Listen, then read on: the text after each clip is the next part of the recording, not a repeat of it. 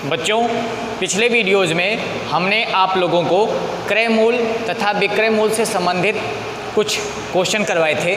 उसी क्रम में थोड़ा सा उससे अलग प्रकार का है। पहला प्रकार आपका जो था, यदि x वस्तुओं का क्रय मूल्य y वस्तुओं के विक्रय मूल्य के बराबर है तो लाभ प्रतिशत ज्ञात करो या हानि प्रतिशत ज्ञात करो। दूसरा था, यदि x वस्तुओं का विक्रय मूल्य या इस प्रकार से था कि यदि x वस्तुओं को बेचने पर 5 वस्तुओं के क्रय मूल्य के बराबर लाभ होता है तो उसका लाभ प्रतिशत ज्ञात करो, ऐसा था। आज के क्वेश्चन में आपका क्या है, एक व्यापारी 30 बैलों को बेचकर 5 बैलों के विक्रय मूल्य के बराबर लाभ कमाता है, उसका लाभ प्रतिशत ज्ञात करो। क्वेश्चन में क्या कह रहा है, एक व्यापारी है जो कि 30 बैलों को बेचकर, अर्थात 30 बैलों को बेचने पर उसे 5 बैलों के बेचने के बराबर लाभ होता है। ऐसे हम समझ लें, अगर एक बैल को बेचने पर उसे 1 रुपये का लाभ हो रहा है या एक बैल वह 1 रुपये में बेचता है तो 30 बैल को कितने में बेचेगा, 30 रुपये में बेचेगा, लेकिन उसे लाभ कितना होगा, 5 बैल 5 रुपये में बेचेगा, इसका मतलब उसे 5 रुपये का लाभ हो रहा। जितने में वह 5 बैल बेच रहा है उतना ही उसे लाभ हो रहा 30 बैलों को बेचने पर, तो लाभ प्रतिशत ज्ञात करो। अब कि यहाँ पर विक्रय मूल्य ही दोनों जगह पर है तो सब कुछ उसी प्रकार से करना, केवल ध्यान क्या देना है, यहाँ भी मान लेते हैं, माना एक बैल का क्रय मूल्य, माना एक बैल का क्रय मूल्य बराबर है 1 रुपया। ध्यान से देखिएगा, एक बैल का क्रय मूल्य कितना है, 1 रुपया। अब चाहे जितना बैल होगा उसका क्रय मूल्य हम आसानी से बता सकते हैं। एक बैल का क्रय मूल्य 1 रुपया, 10 बैल का क्रय मूल्य 10 रुपया, 15 बैल का क्रय मूल्य 15 रुपया, इस प्रकार से। अब चूंकि विक्रय मूल्य बराबर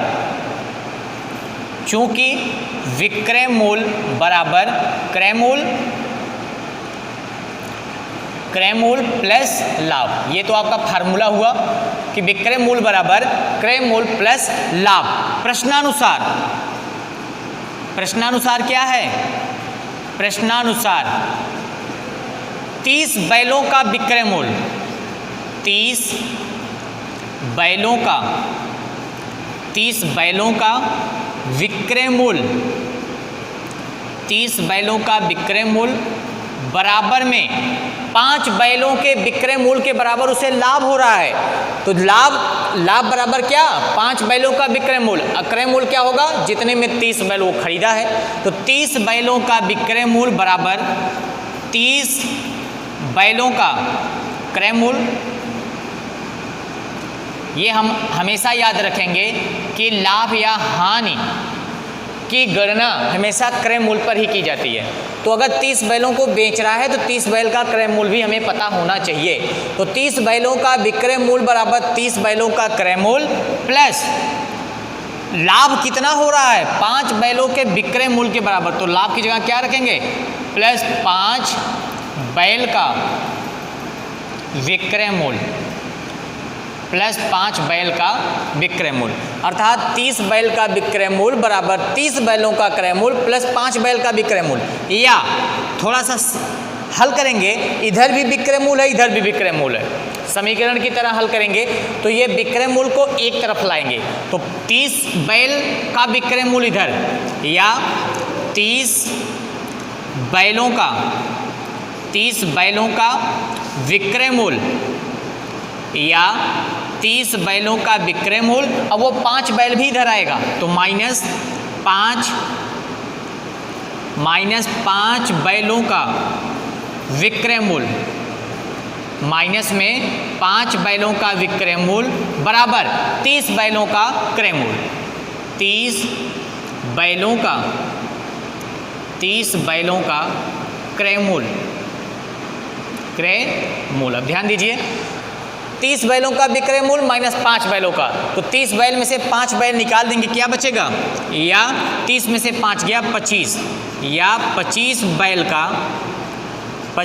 बैल का विक्रय मूल्य 25 बैल का विक्रय मूल्य कितना आ गया? 30 बैल का क्रय मूल्य। तो अगर एक बैल का क्रय मूल्य 1 रुपया है तो 30 बैल का क्रय मूल्य कितना होगा? 30 रुपया। तो 25 बैल का विक्रय मूल्य आ गया 30 रुपया। अब ध्यान दीजिए, 25 बैल का विक्रय मूल्य 30 रुपया तथा 25 बैल का क्रय मूल्य, अगर एक बैल का क्रय मूल्य 1 रुपया तो 25 बैल का क्रय मूल्य 25 रुपया। अब देखिए, क्रय विक्रय की संख्या समान आ गई। 25 बैल को बेचा जा रहा, 25 बैल को खरीदा जा रहा। तो बेचने में 30 रुपये मिल रहा है, खरीदने में 25। तो क्या हो रहा है? लाभ हो रहा है। इसलिए लाभ बराबर, इसलिए लाभ कितने का हो रहा है? 30 माइनस 25, अर्थात विक्रय मूल्य माइनस क्रय मूल्य बराबर कितना? 5 रुपया। तो उसे लाभ कितना हो रहा? 5 रुपया। अब ये लाभ हो कितने पर रहा है? 25 पर। चूंकि 25 रुपये पर, चूंकि 25 रुपये पर लाभ बराबर 25 रुपये पर लाभ कितने का हो रहा है? 5 का। इसलिए 100 रुपये पर, इसलिए 100 रुपये पर लाभ कितना होगा? 5/25 गुणे में 100। अगर 25 रुपये पर लाभ हो रहा 5 रुपये का तो 100 रुपये पर कितना होगा? 25 से कम 25, 25 चौका, सॉरी 25, हाँ ठीक है, 25 चौका 100 बराबर 5 चौक 20 रुपया।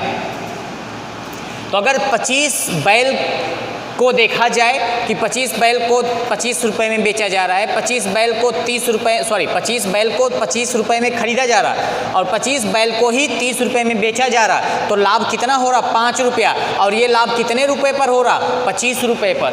25 रुपये में ही हमने खरीदा था, हमारा लगा कितना? 25 रुपये ही लगा। उसी 25 रुपये पर हमें कितने का लाभ हो गया? 5 रुपये का। तो 100 रुपये अगर हम देते तो 100 रुपये पर कितने का लाभ होता? 20 रुपया। इसलिए लाभ प्रतिशत, इसलिए लाभ प्रतिशत बराबर लाभ, फार्मूला फिर से एक बार लिख देते हैं, आपको याद होगा, लाभ बटा क्रय मूल्य गुणे में 100 बराबर लाभ है 20 रुपये का क्रय मूल्य। अब ये लाभ 20 रुपया कितने क्रय मूल्य पर है? 100 रुपये क्रय मूल्य पर। ये जो 20 रुपये का लाभ है कितने क्रय मूल्य पर? 100 पर। तो क्रय मूल्य कितना रखेंगे? 100 गुणे में 100। तो 100 से 100 कट गया, बराबर कितना आ गया? 20%। तो ये आपका हो गया आंसर कितना? 20%। अर्थात अगर कोई व्यापारी 30 बैल को बेचकर 5 बैलों के विक्रय मूल्य के बराबर लाभ कमाता है, उसका लाभ प्रतिशत कितना हो जाएगा? 20%।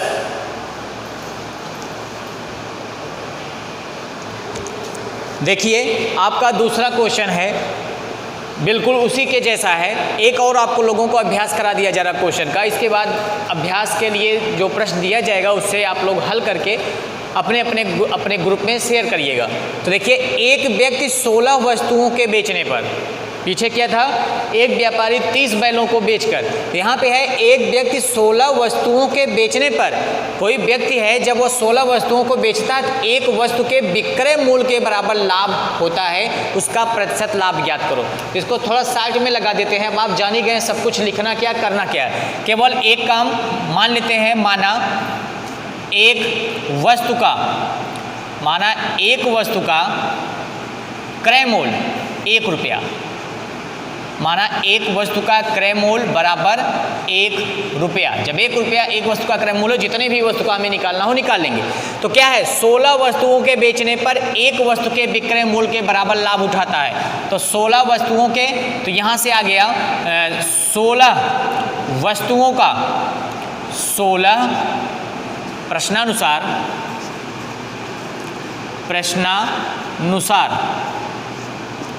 16 वस्तुओं का विक्रय मूल्य क्या होगा? 16 वस्तुओं का विक्रय मूल्य, जितने में हमने 16 वस्तु खरीदा था, अर्थात 16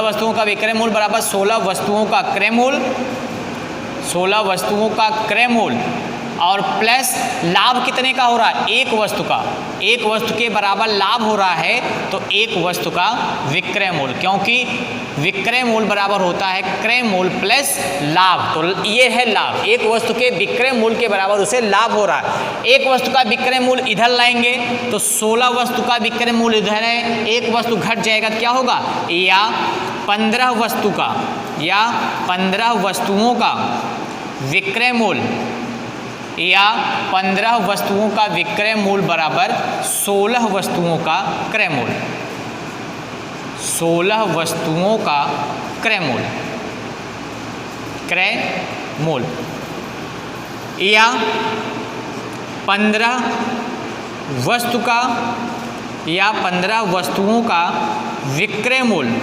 या 15 वस्तुओं का विक्रय मूल्य बराबर कितना, 16 रुपया। क्यों 16 रुपया, क्योंकि एक वस्तु का क्रय मूल्य 1 रुपया तो 16 वस्तु का क्रय मूल्य कितना, 16 रुपया। तथा 15 वस्तुओं का क्रय मूल्य, और 15 वस्तुओं का क्रय मूल्य कितना होगा, 15 रुपया। तो अब उसे क्या हो रहा है, लाभ हो रहा है, इसलिए लाभ बराबर 16 माइनस 15 बराबर 1 रुपया। तो उस व्यक्ति को 1 रुपये का लाभ हो रहा है।